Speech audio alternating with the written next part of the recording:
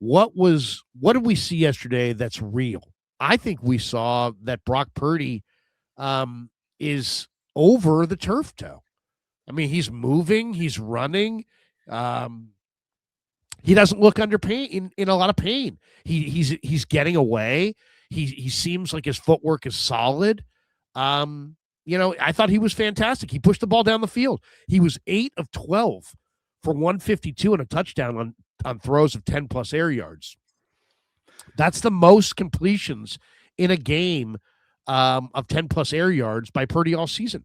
So he's starting to look like the Brock Purdy who we expected to see and weren't sure if we were going to get again this year. So if you want to talk about positive developments, the positive development is that the Niners offense can be more explosive than it's been. Brock Purdy seems to be getting healthier. And the 49ers special teams is a pretty solid unit across the board. It's not the greatest, but it's far from what it used to be. So then it's just really about, can Robert Saleh and the boys get, the right game plan, maybe get a turnover or two. They're going to be turnover dependent on defense. They're not going to be able to stop teams. They won't stop teams. What you saw yesterday is not like, oh, that was freaking nature. No, it's not. That's whoever they're going against. Jonathan Taylor's going to have success. They're going to have to get some turnovers. Now, they lucked out in that they were probably going to be a 3 or 4 point underdog against the Colts about a month ago. Now the 49ers are 5.5 point favorites in this game. And that's a big development. So Niners also get Phillip Rivers, who played well yesterday, but is 44 and hasn't played in 5 years. And I would imagine the next game is going to be more challenging than the last game for Phillip, just because of the ability or the lack thereof to bounce back when you're 44. So I think they're perfectly positioned to win this game. Then it's the Bears. It's going to be a war. It's going to be a really tough game to win. Look out. By the way, I did get one thing wrong this weekend.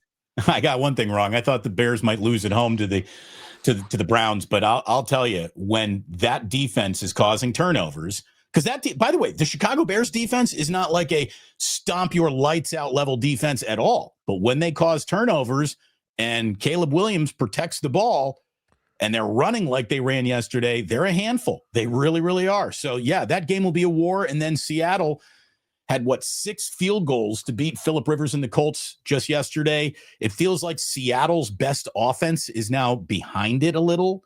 We'll find out. We'll see how much that game means in week 18, 19, whatever the last season of the NFL is now. But I just think that if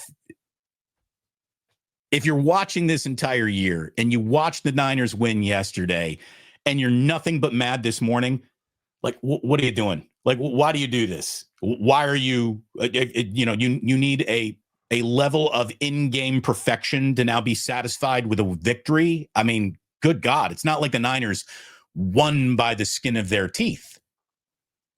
They were in control of that football game for all of it. Did you watch the game? That's all I would say to people. Did you watch the game? Because if you watched the game, what you saw was the 49ers up 31-10 at the end of the third quarter. And they were up 3 touchdowns going to the fourth, and they gave up 2 meaningless fourth quarter touchdowns in garbage time. They didn't punt. If you're complaining about your quarterback on a day where your offense doesn't punt. Nobody's complaining about the quarterback. They're complaining about the defense, David. They're complaining about the fact that they gave 24 points to a Titans team that was really horrible offensively. Like averaging 15 points. And Pollard went for 7 for a carry. You know what I mean? So, and Spears went for 11-3 a carry. I mean, the Niners did not do a good job stopping the run. The Titans ran 6-8 a carry on 20 carries. The 49er offense, though, is, and I've said this for a couple of years now, it's like there's different ways to win. I mean, you can win shutting everybody down, or you can win outscoring everybody. Well, this is a year where if the Niners are going to win, they're going to win like this. They're going to win outscoring people. They're not going to win 17-14 in the playoffs against good teams. They're going to have to put up 30+ and hope that their defense gets a turnover or 2 and win a kind of a sloppy makeshift shootout type That's thing. it. That's what's available. But guess what? It could totally be on the menu in every single game that they play.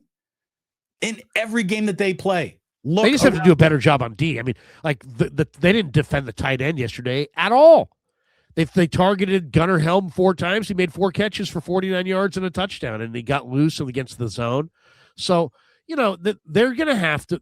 They're emerging as a very good offensive team that needs a turnover on defense to win. And Mustafa and Brown are, I think, a good safety tandem. But man, if you're going to go to the Super Bowl, you're going to have to catch the interceptions they throw you. And that they dropped them yesterday. I mean, Mustafa had one right in the breadbasket, and he dropped it. So you have to, when they throw you the ball, you got to catch it. So I want to see Mustafa and Brown and Siegel and the Niner safeties and DBs. I want to see those guys on the jugs gun this week working to catch the ball, because it might be the difference between going to the Super Bowl and going home. Larry, what do you think we're going to get news on Ricky Pearsall this week? Do you think he's even playing in Indianapolis? I hope. He played great yesterday. He looked great. He was good. They targeted him 7 times. He caught 6 balls. It looks like he got hurt on the first play with the ankle, but he came back.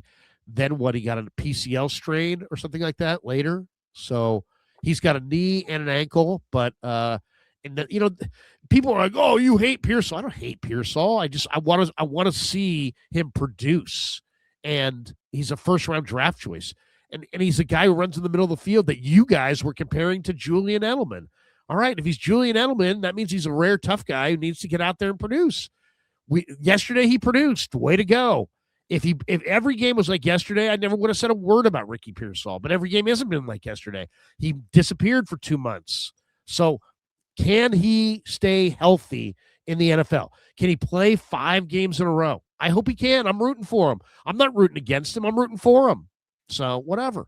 I'll tell you this too. We've bagged on Jauan Jennings for some rightful reasons, probably some just getting frustrated reasons. Whenever it comes down to arguing about money, things get a little ugly. We all know that. Without his 7 receiving touchdowns, where are the 49ers this year? Without Jauan Jennings, I'm not saying he's a $20 million a year guy, but he is their guy, not named George Kittle or Christian McCaffrey. He's the only guy really along for the ride this year. Kendrick Bourne has shown up and, played well at times. He goes in and out of focus. Demarcus Robinson, mostly out of focus. Had a couple good catches yesterday, though. But this is, Jauan Jennings, like, without this guy, they're not even thinking about the math for the 1 seed, much less maybe even the playoffs. So I just wanted to give Jauan Jennings a little love, since we bagged on him at a lot of different turns, sometimes rightfully so. Sometimes, again, I think we get a little upset just the way things have gone. He's pretty damn good, man. He's pretty damn good. He's the big body that they need in the red zone, and without him this year, they are a 7-win football team. I don't remember bagging on Jauan Jennings, so maybe that's a different stream. But all I would say is Jauan Jennings is always been a money receiver, and he's a money receiver. They wanted Debo to be the money receiver. They paid Aiyuk to be the money receiver, but who actually keeps being the money receiver? Jauan Jennings in his 4.7 speed. So it just goes to show you that, he is a winner. He's a ball player. There's a reason Shanahan loves him. There's a reason Lynch says he's his favorite, because these guys are all about football, and so is JJ. He's all about winning football games. So, he'll say some things, he'll do some things, whatever. I really never have cared about any of that. Just show up on game day, man. Show up on game day. And now with Aiyuk gone, I would say the door's open for JJ to come back if the Niners can work out a deal. Let me tell you, man, this Brandon Aiyuk situation, though, I mean, you can just tell Shanahan has had it. They're just exhausted with the question. And that's basically, I think, why they, sent him home without supper for the rest of the year. They got to feel betrayed on some level. Like, we can do it's all business. I think this got a little personal, and that's why it's all just falling apart. And what a shame, because right now, what if I could offer you, here's a really successful receiver who's had an awful lot of success in this offense and has a little something going with this quarterback, and he's going to show up for your final month of the year to help you get to the playoffs and then see what you got there. I mean, Brandon Aiyuk would be exactly what the doctor could have ordered. And it feels like it was all there. It could have happened, right? If they could have all just played nice on some level, whether it be personal, professional, coach-player relationship, there is a story of bad blood that we do not know about yet, that no reporters found out. There's got to be something more than just he took the Niners off their Instagram. There's something happened, and we still don't know what that is. They took away all of his guaranteed money. I think that's pretty obvious. No, but something happened before that. Before that action, Larry, something happened to fracture this relationship in a way that we've never really seen a player relationship fracture with any generation of the San Francisco 49ers. Nothing needed to happen. Nothing needed to have happened, Damon. All that needed to have happened is that he wasn't rehabbing the injury the way or in the manner that they wanted. And they said, hey, this is not what we want. And he didn't bow to them, and they took away his guarantees. And obviously he felt like he had no grounds to get those guarantees back because he didn't fight it. So, I think we kind of know that just, players a little out of shape. Your player is, missed a couple of benchmarks in his rehab. I just think that all can all be fixed. Guys have gone away and rehabbed injuries away from the 49ers and have come back, and everything is kumbaya pretty instantly. There's something a year from now will come out about this, and we're going to be like, oh, that was it. That was it. Shanahan backed over his cat in the driveway one night, and now we know. I don't. It's going to be something. I mean, it wouldn't take me anything more than they took away all my guarantees to say I don't want to play for you. So. If the Niners really thought that he was going to come back and play for them, then they're naive, right? But the Niners did that knowing in full service that was going to happen, and they did it anyways. Like, that is cutting off because they prioritized their money, because they prioritized getting their money back because it was a sizable amount of money on a receiver that they probably don't think can play anymore. So they're like, you know what? He's given us an avenue to get all this back. We're getting it back now.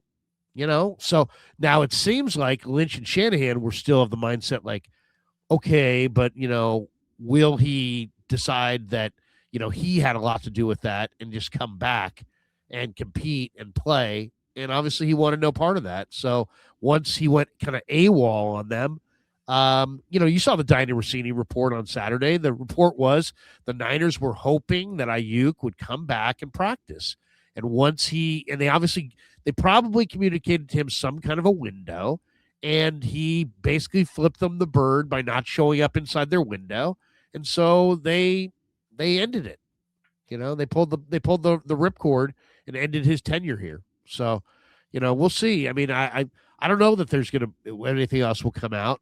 I just think it's a matter of there was a sizable amount of money, and he gave them an avenue to get it back, and they went and got it back.